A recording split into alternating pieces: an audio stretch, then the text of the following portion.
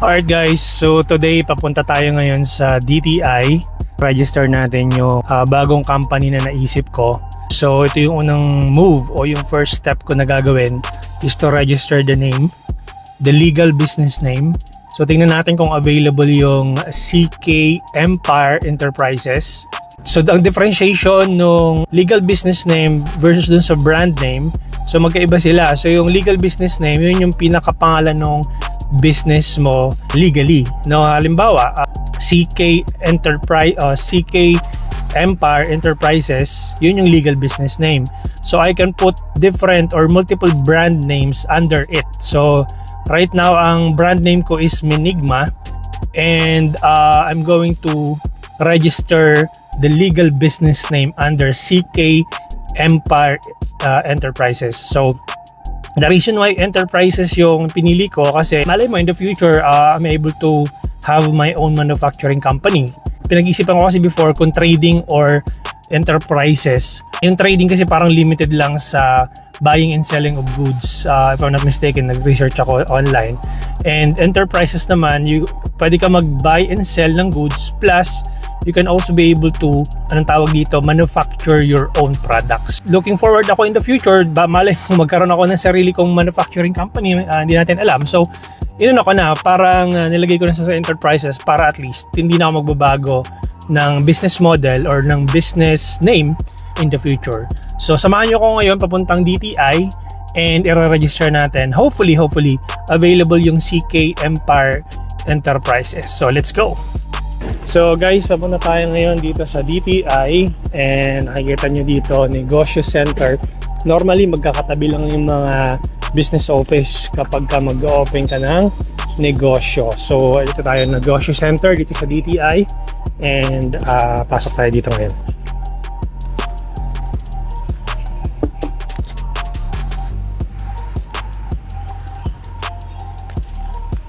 So, nandito, nakalagay dito is Negosyo Center is open every Wednesday only from 8 AM to 5 PM.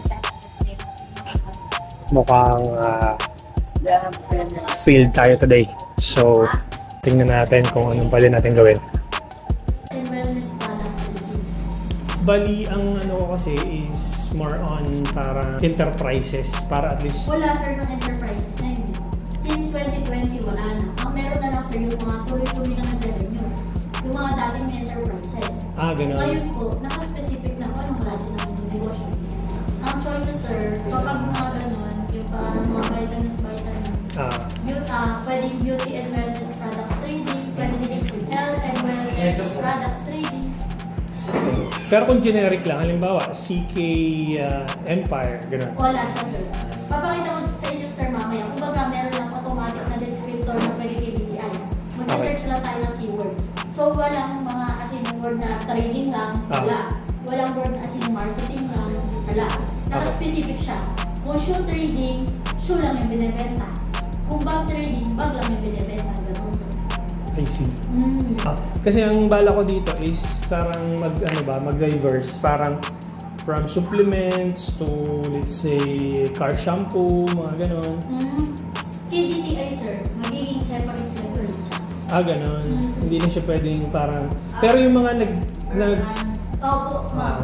Ano lang sa kanya, saan niyo po gagamitin? More on distribution ng mga products. Separate niya sir. Pero yung DTI. Pero kung online, kung sa pagtitinda nyo lang siya sa Shopee, TikTok, gano'n, online shop ka ako, pwedeng sama-sama yun eh. Pero kung distribution talaga, yung gagawin yung business na mag-distribute. Hindi, ano yun? One of the, parang future plans. Pero parang right now, ang plan pa lang is more on online. Online? Online pa lang siya. Anong platform po? Lahat. Yung Facebook, Instagram, TikTok, Shopee, Lazada, gano'n. Kung sa Shopee at Lazada gagamitin, ano siya? Ang ginagamit ko lang mga online shop. Online shop. Tapos, ibig sabihin, pag naka-register na ako sa online shop, hindi na ako pwedeng mag-distribute. Gakuha ko ng baka bagong... kasi hindi na siya tanggapin yung pag-distribute. Ano? Kaya sabihin sa'yo, online shop ka lang, ba't ka nag-distribute? I see. Opo, gano'n. Parang ano siya, depende sir sa tatanggap mong certificate.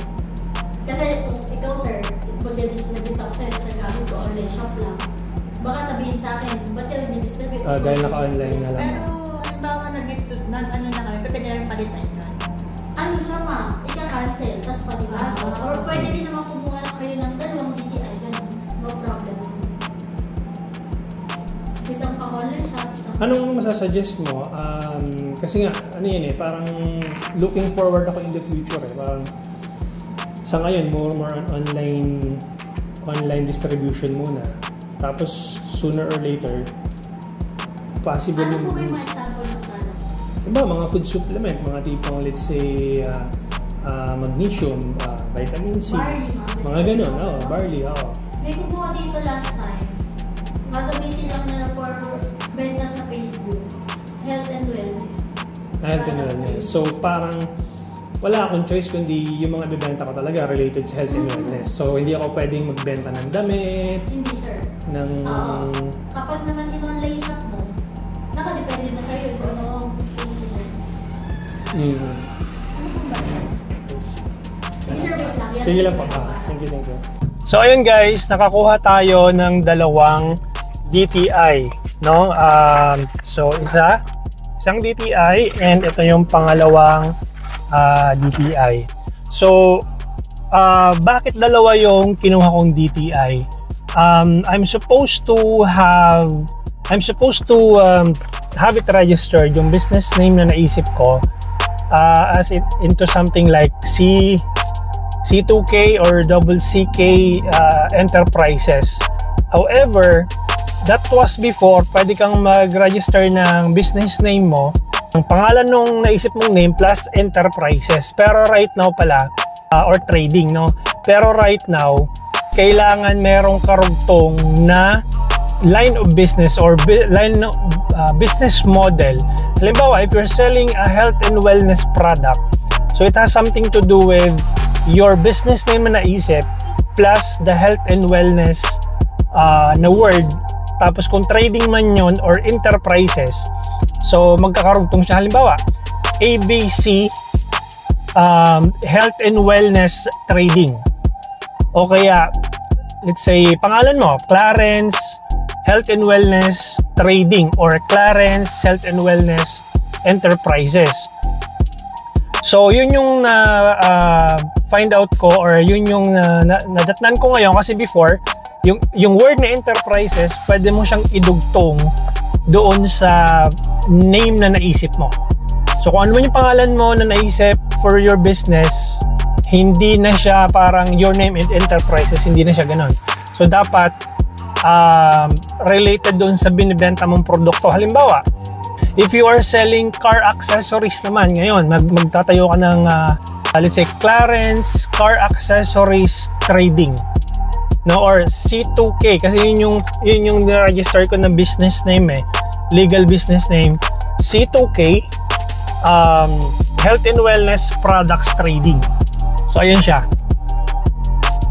So ibig sabihin itong DTI na to, I'm only gonna be able to sell health and wellness product under C2K business name. Ang kinuha ko is yung anong tawag dito, national, kasi merong municipality, merong regional at meron ding national. So ang ginawa ko, itong health and wellness, kasi I'm thinking of this getting bigger, itong health and wellness niche. Tapos ito naman, kumuha pa rin ako ng isa pang DTI, which is municipality naman, kasi ito daw pwede sa online shop, no, or pwedeng online, you can sell anything online. Municipality lang kinuha ko kasi hindi naman ako magba-branch out into Luzon or Visayas, Mindanao na physical store. So online shop siya, anything I'm going to sell online. Kaya kumuha din ako ng C2K online shop na DTI. For those of you guys na gustong mag-start ng kanilang business, unahin nyo muna yung DTI ninyo kasi nandoon papasok yung business name po nung mismong business nyo, yung legal business name.